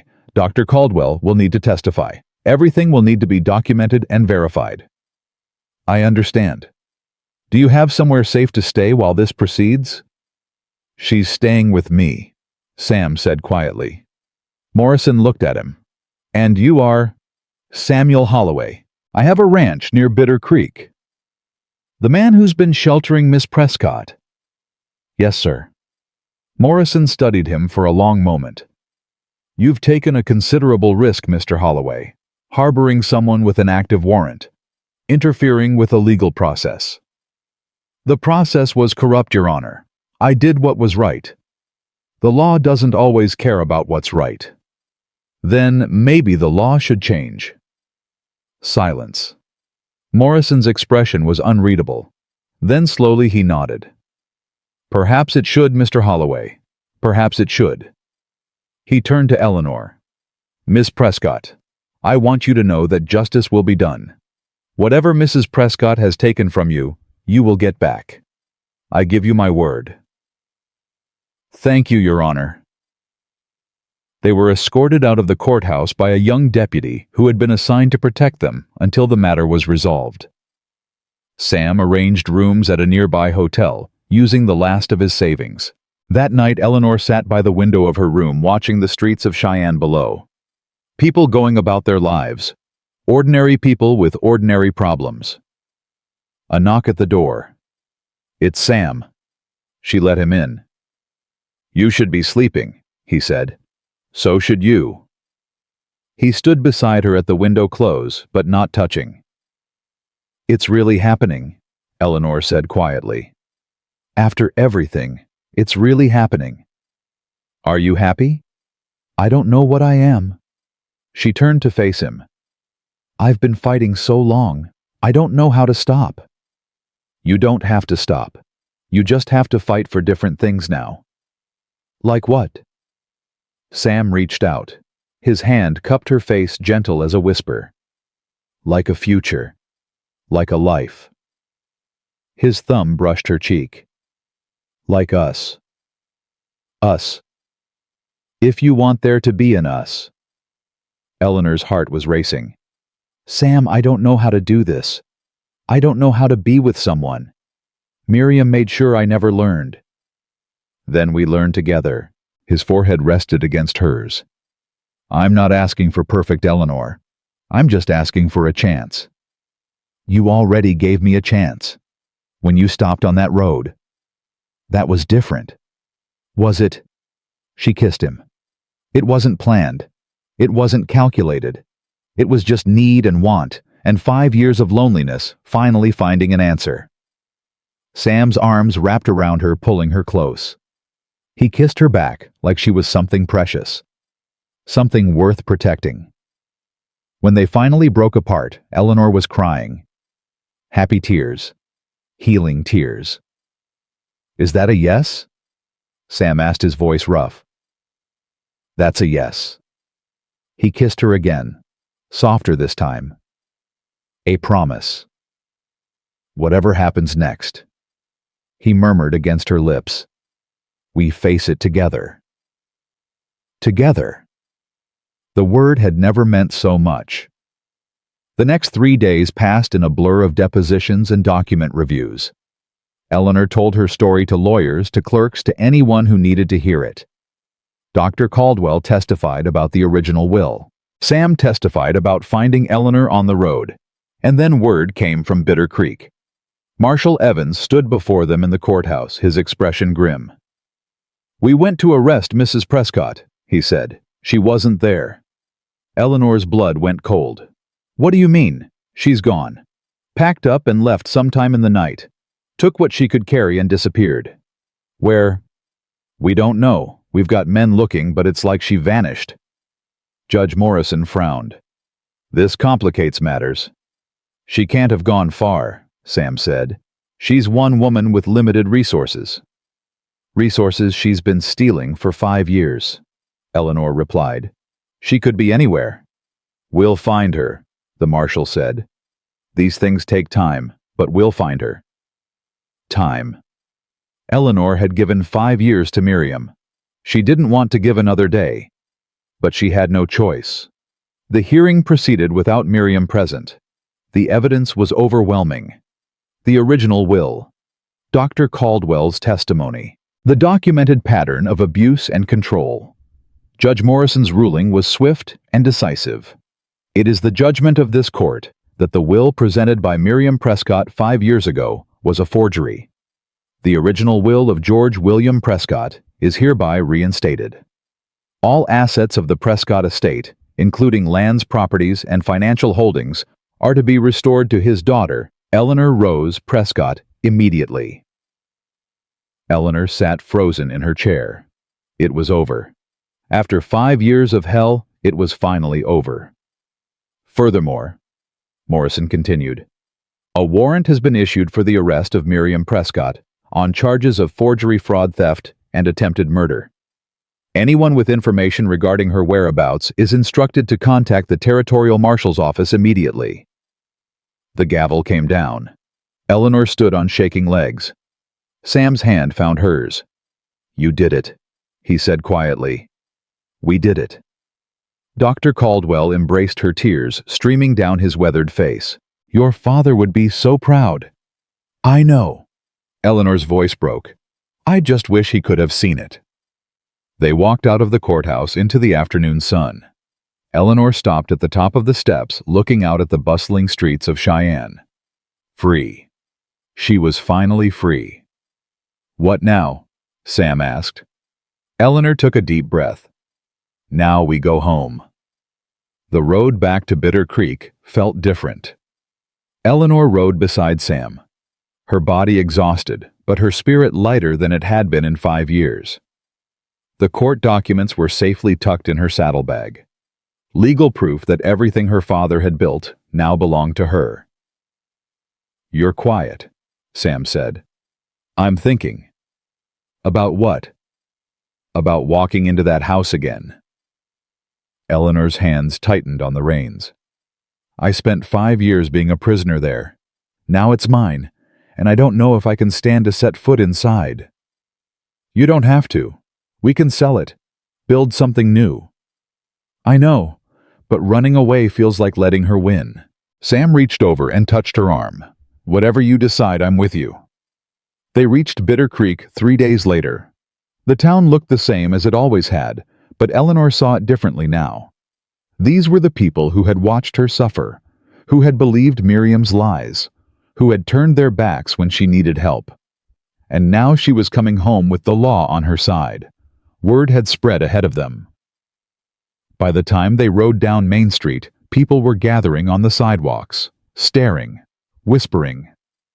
Eleanor kept her chin high. Mrs. Franklin stepped out of the general store. Her face was pale, uncertain. Miss Prescott? Eleanor pulled her horse to a stop. Mrs. Franklin? I heard about the ruling, about what Miriam did. The older woman's voice trembled. I'm so sorry. I should have said something. I should have helped. Yes, you should have. The words hung in the air. Eleanor felt no satisfaction in saying them, only a tired kind of truth. I don't expect you to forgive me, Mrs. Franklin continued. I don't deserve it. But if there's anything I can do now, anything at all. Eleanor considered. This woman had watched her starve, had seen the bruises and said nothing, had stood silent while Miriam destroyed her life. But she had also been afraid. Miriam had power in this town. Power that made people look away, keep quiet, protect themselves. The whole town watched, Eleanor said quietly. Not just you, everyone. And now, everyone has to live with that. I know. I'm not going to pretend it's okay. It's not okay, and it never will be. Eleanor's voice steadied. But I'm also not going to spend the rest of my life hating people who were too scared to help me. That's not the kind of person I want to be. Mrs. Franklin's eyes filled with tears. Thank you. Don't thank me. Just be better. All of you. Eleanor looked around at the gathered crowd. When the next person needs help, don't look away. That's how you make this right. She urged her horse forward, leaving the crowd behind. Sam rode beside her in silence. When they were past the edge of town, he finally spoke. That was generous. That was exhausting. Same thing sometimes. They rode on toward the Prescott farm. Eleanor's farm now. Her home. The house came into view, and Eleanor's stomach clenched. The same walls, the same roof, the same windows where she had pressed her face dreaming of freedom. You okay? Sam asked. No, but I will be. They dismounted at the gate. Eleanor stood there for a long moment, just looking. "I used to play in that yard," she said softly. "Before Miriam came. My father would chase me around the garden, and I'd laugh so hard I couldn't breathe." "Sounds like a good memory." "It was." Eleanor pushed open the gate. "I'm going to make new ones." They walked up to the front door. Eleanor hesitated, her hand on the knob. "This is your house," Sam said quietly. "You don't need permission to enter." She turned the knob. The door swung open. Inside, everything was chaos. Miriam had ransacked the place before she fled. Drawers pulled out, papers scattered, furniture overturned. "She was looking for something," Sam said. "Money, probably, or anything else she could sell." Eleanor moved through the wreckage, picking her way over broken dishes and torn curtains. The destruction should have hurt. Instead, it felt like shedding a skin. Miriam's presence, Miriam's control being stripped away piece by piece. She reached her father's study. The door was still open from when they had broken in. The cabinet drawers hung empty. But on the desk, untouched, was a photograph. Eleanor picked it up. Her father and mother, young and smiling, holding a baby between them. Her. "She didn't take this," Eleanor whispered. "Maybe she forgot. Or maybe she knew it wouldn't be worth anything to anyone but me." Eleanor pressed the photograph to her chest. The glass was cracked, the frame dented, but the image was intact. "I thought I'd lost everything," she said. "But I didn't. Not really." Sam came up behind her, his arms wrapped around her waist, pulling her back against his chest. "You've got more than you think," he murmured. "You've got your land, your freedom, people who care about you. People, Joe, Dr. Caldwell, Mrs. Franklin, maybe if she keeps her word." He paused. "Me." Eleanor turned in his arms. "You, most of all." "I like the sound of that." She kissed him, gentle, grateful, full of promise. "So what now?" Sam asked when they broke apart. "Now we clean up this mess. And then—" Eleanor looked around the ruined study. "Then we start over." The cleanup took weeks. Eleanor hired workers from town, paying them with money the court had unfrozen from the estate. Slowly, the house was put back together. New furniture to replace what Miriam had destroyed. Fresh paint to cover the years of neglect. Repairs to the roof, the fences, the barn. Joe came down from Sam's ranch to help. He and Eleanor worked side by side, clearing debris, sorting through what could be saved. "You're different," Joe observed one afternoon. "Different how?" "Stronger, more settled." He straightened, stretching his back. "When Sam first brought you home, you looked like a ghost. Now, you look like someone who belongs. I'm learning to belong. That's harder than it sounds. Everything worthwhile is." Joe smiled. It transformed his weathered face. "You're going to be just fine, Miss Eleanor." "I know." And for the first time, she really believed it.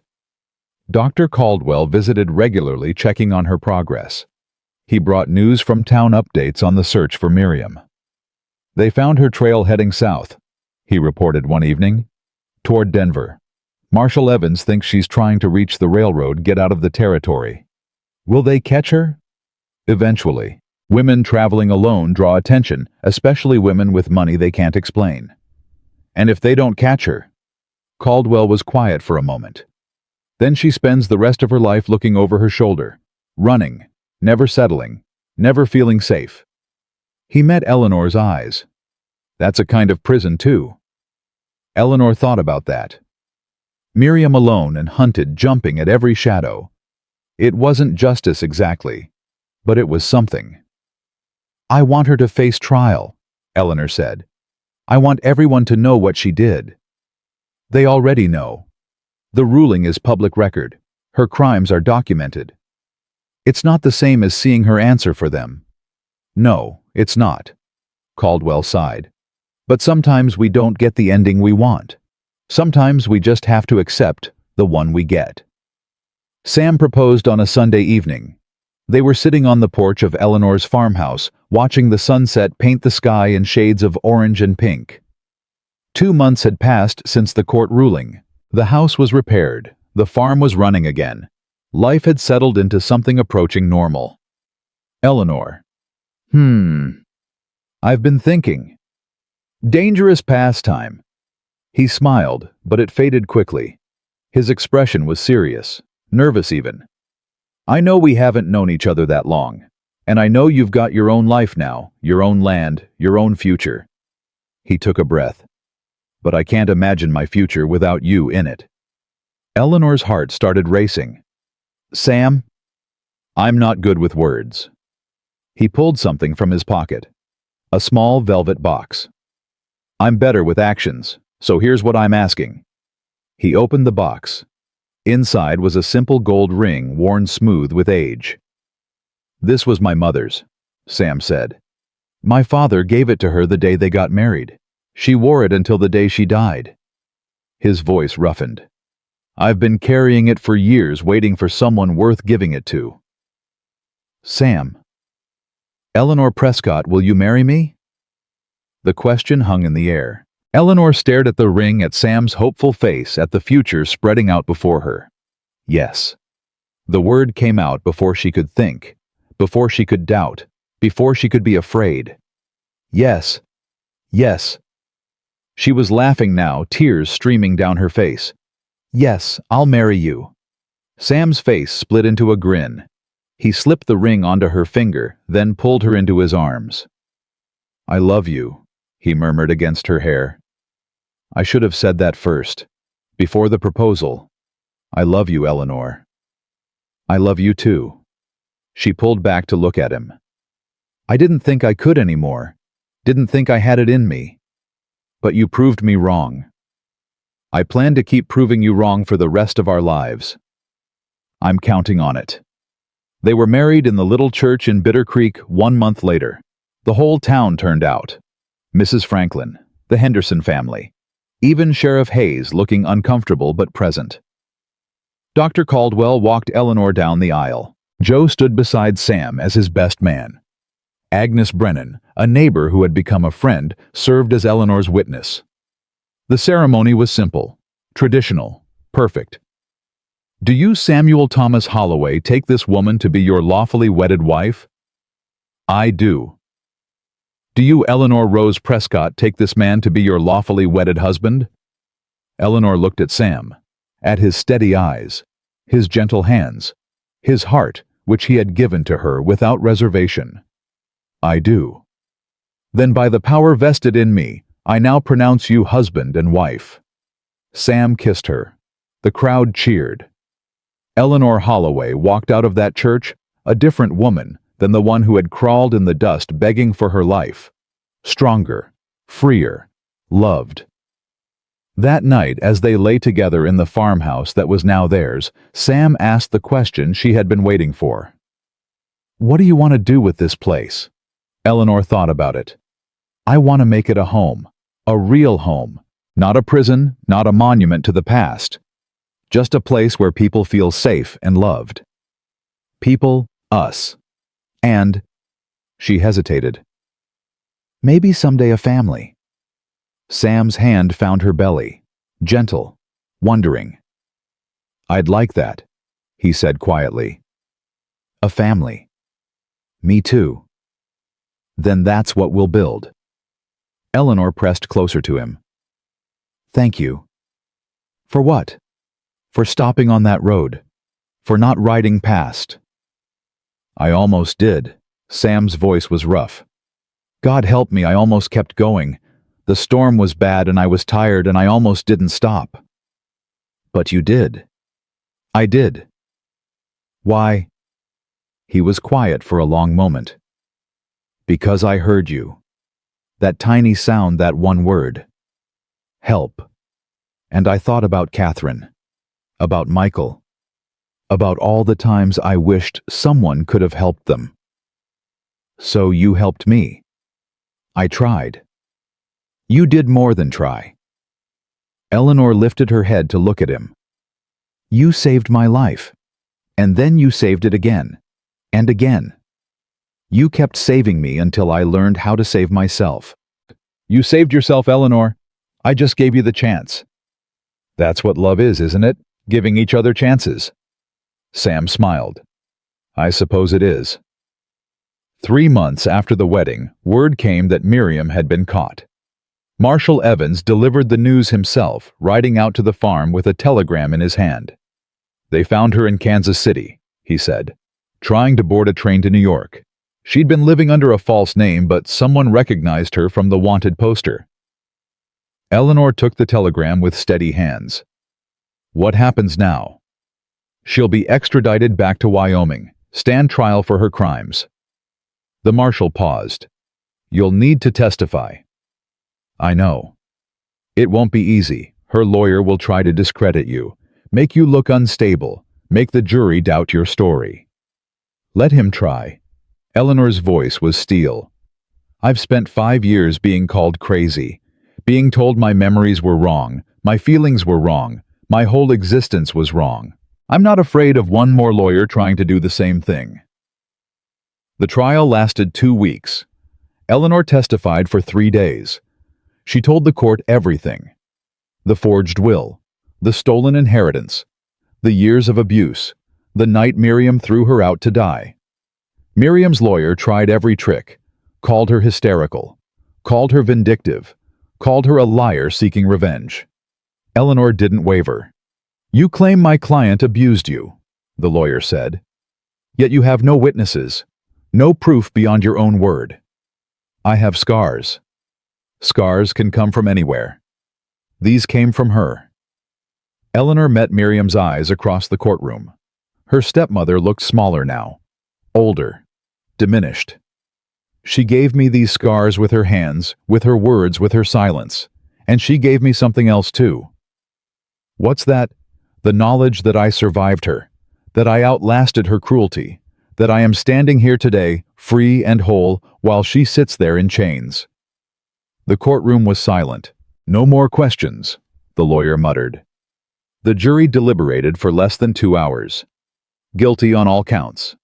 Miriam was sentenced to 20 years in the territorial prison. As the guards led her away, she turned to look at Eleanor one last time. You think you've won, she said. But you're just like me. You'll always be just like me. Eleanor stood. No, I won't. You'll see. When things get hard, when life disappoints you, you'll become exactly what you hate. Maybe. Or maybe I'll become something better. Eleanor's voice was calm. That's the difference between us, Miriam. You gave up. You decided that cruelty was easier than kindness, that taking was easier than giving. I'm not going to make that choice. Pretty words. Let's see if they last. They'll last. Eleanor stepped closer to the bars. Because every day I wake up and choose them. Every day I choose to be better than you made me. And I'll keep choosing that until the day I die. Miriam said nothing. There was nothing left to say. The guards took her away. Eleanor walked out of the courthouse into the sunshine where Sam was waiting. It's over, she said. How do you feel? Empty, relieved, sad. All at once. All at once. Sam took her hand. Let's go home. Home. The word had never sounded so sweet. 1 year later, Eleanor gave birth to a daughter. They named her Catherine Rose Holloway. Catherine for Sam's first wife. Rose for Eleanor's mother. A bridge between the past and the future. Eleanor held her daughter for the first time and felt something shift inside her. A door closing. A new one opening. She's beautiful. Sam whispered, tears streaming down his face. She's perfect. She has your eyes. And your stubbornness. Eleanor laughed through her own tears. God help us all. Joe appeared in the doorway, his weathered face split in a grin. Got a whole crowd out here wanting to meet the little one. Dr. Caldwell, Mrs. Franklin. Half the town looks like. Let them wait. Sam sat on the edge of the bed, one arm around Eleanor, one hand on their daughter. "This moment is ours." Eleanor leaned into him. "I never thought I'd have this." "Have what?" "A family. A real family. People who love me without conditions. You have it now." "I know." She looked down at Catherine at the tiny fingers curled around her own. "And I'm going to make sure she never doubts it. Not for one single day." "Neither will I." "Promise?" "Promise." That night, after the visitors had gone and the house was quiet, Eleanor stood at the window of her daughter's nursery. The same window she had pressed her face against as a child dreaming of escape. Now she looked out at the land her father had built, the fields Sam had helped her restore, the future spreading out before her like an open road. She thought about the girl she had been, starving, beaten, crawling in the dirt begging for help. She thought about the woman she had become, strong, loved, free. And she thought about the daughter sleeping peacefully in her arms, a child who would never know hunger, never know fear, never know the cold despair of being told she was worthless. "I'm going to tell you a story someday," Eleanor whispered. "About a girl who lost everything and found something better. About a man who stopped when he could have ridden past. About love that grows from the darkest soil." Catherine stirred. Her tiny mouth opened in a yawn. "But not tonight," Eleanor said softly. "Tonight you just sleep, dream good dreams, and know that you are loved, more than you will ever understand." She kissed her daughter's forehead and laid her gently in the cradle. Sam appeared in the doorway. "Coming to bed?" "In a minute." He crossed the room and stood beside her, looking down at their sleeping child. "We made that," he said wonderingly. "We did." "I still can't believe it." "Neither can I." Eleanor turned to face him. "Sam." "Yeah." "Thank you." "For what?" "For giving me a reason to keep fighting. For showing me what love looks like. For being the man who stopped." Sam pulled her close. "I'd stop 1,000 times. 1,000,000 times. For you, I'd stop forever." "I know." They stood there in the darkness holding each other while their daughter slept and the stars wheeled overhead. Eleanor Prescott had been thrown away like she was nothing. Eleanor Holloway knew exactly what she was worth, and she would spend the rest of her life teaching her daughter the same truth. Some people aren't meant to stay broken. Some people are meant to rise. Some people, no matter how hard the world tries to crush them, are meant to bloom. Eleanor was one of those people. She had always been one of those people, and now finally she knew it.